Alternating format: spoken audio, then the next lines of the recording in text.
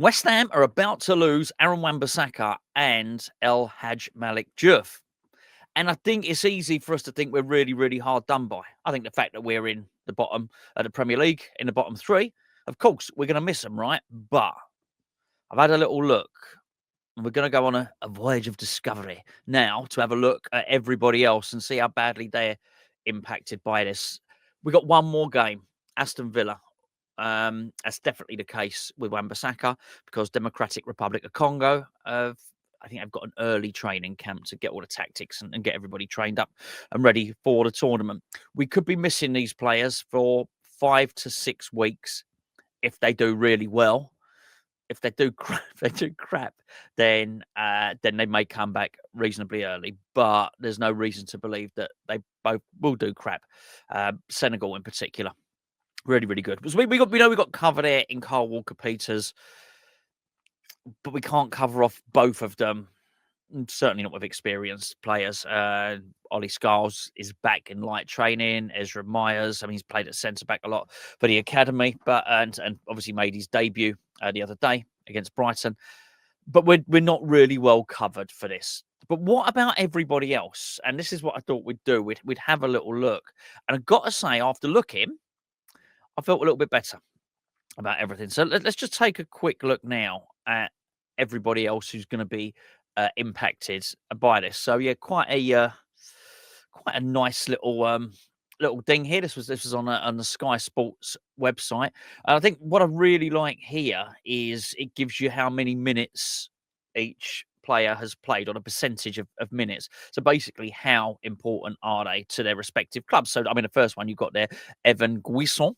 So that's got to be how you say it, isn't it? It's got to be a Guisson. Evan Guisson, and he's played 41% minutes. So for Aston Villa, he's an important player, but it's not. We're not bothered about Aston Villa, right? I know we play them next.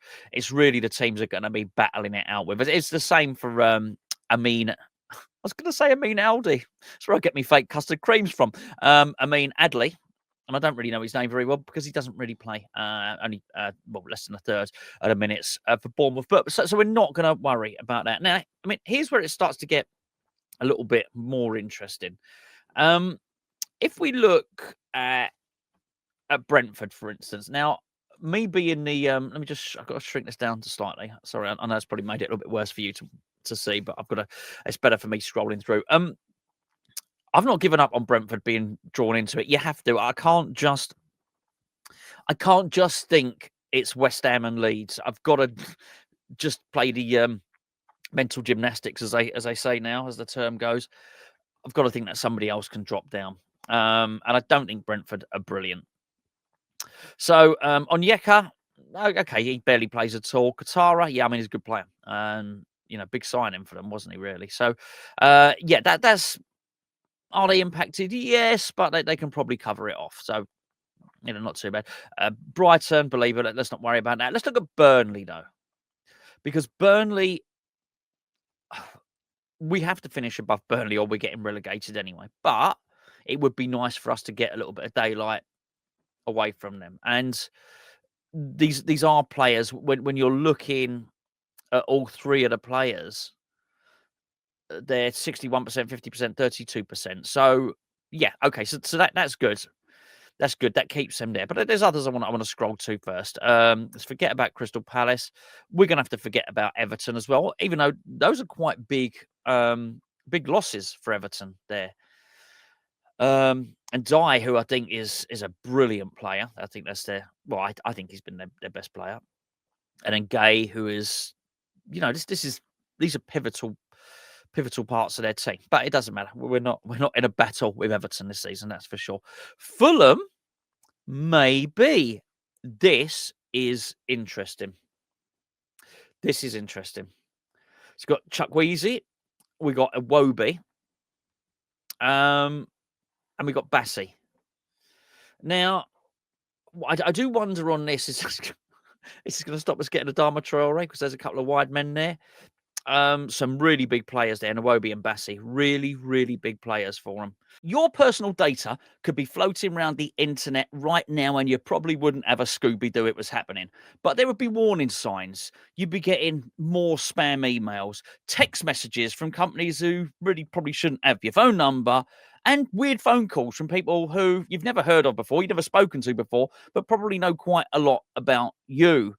In West Ham terms, it's a bit like, I was going to say an open goal, but it's a bit like having Roberto in goal. And that's why at Hammers Chat, we've teamed up with Incogni, who are going to stop the danger before it even gets to you.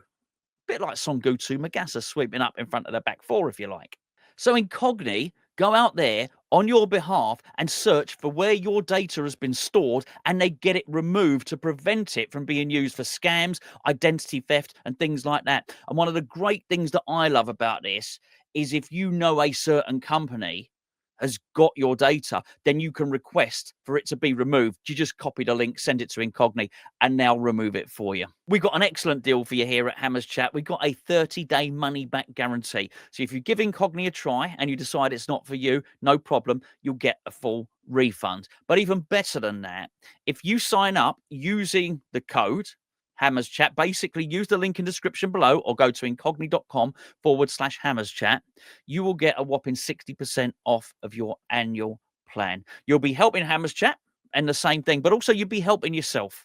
You'll be helping yourself and helping yourself from identity theft, data harvesting, and all that dodgy stuff that goes on the internet. Links in the description below. Look at another potential relegated team. Mo Salah is going to be missing for Liverpool, but he's not playing anyway. Man City, couple of players. Man United, a couple of players. Doesn't really bother us. Let's get to here. Nottingham Forest. Now, Willy Bolly. Actually, I thought he was. I thought he was a good player. Obviously, the people at Forest don't think so. I don't know if he's been injured. In which case, is he going to go to the African Cup of Nations? Honestly, don't know. Sangare, he's an important player for them. I think so anyway. Again, they can probably cover it. They've got so many midfielders there. They're probably all right. Aina's not really been playing. Awani doesn't play. I don't think it's massively impacting them. And I know this isn't probably a relegation team because they've done so amazingly well this season. But look at Sunderland. Sunderland are missing so many players. And they, they play or they don't play to varying degrees. Then you got West Ham. Now, here's where it's also, I guess, is important when you get down to Wolves. They're probably not in a position where they can be missing anyone. But they're missing some players. So, I mean, just looking at all of that, I don't look at that and think we are. Let me just remove this. Back to the full screen. I don't look at that and think that we are that bad. I think the worst thing for West Ham is the positions they're in, where we are in the Premier League. So you could look at, I'm sure Everton are looking at it and thinking, oh man, it's not great in central areas, right? But they're doing all right in the Premier League. They'll be all right. Might derail their push for Europe or something. And I am sure the African Cup of Nations is an inconvenience a lot of Premier League teams could do without. But I think with West Ham, it's the positions they're in, the fact that we're struggling in the Premier League, and the lack of cover there. And I did wonder if maybe Espirito Santo would have given Carl Walker-Peters a few more minutes up to now. Because these are big games that they're going to be missing in. Just trying to get a little idea. Again, I'll look at the screen here and just try and look at West Ham's matches. And we got Man City, we got Villa. Sorry, so they'll play against Villa. They won't play against Man City, won't play against Fulham, won't play against Brighton, won't play against Wolves, won't play against Nottingham Forest. I'm assuming, I don't think they'll both get to the final. But we are sort of looking at, they'll miss the cup game against QPR, probably, unless they get knocked out in the group stages.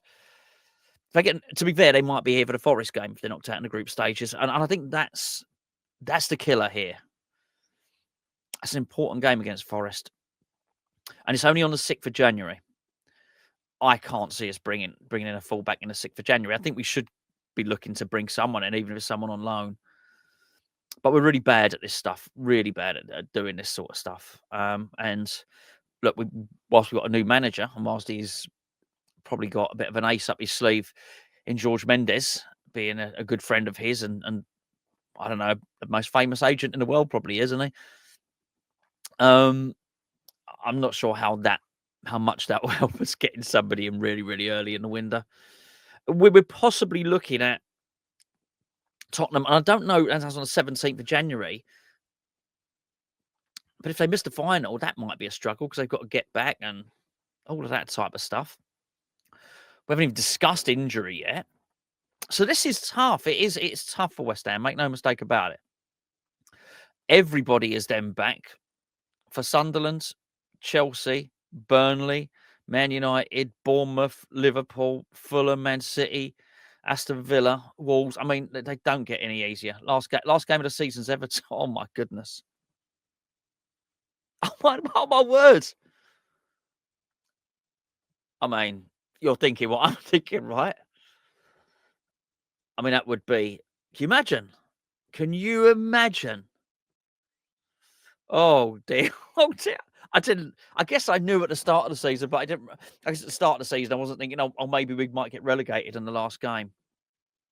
Oh, not good. Not good. Anyway, there you go. African Cup of Nations. Let me just click off that screen there. African Cup of Nations.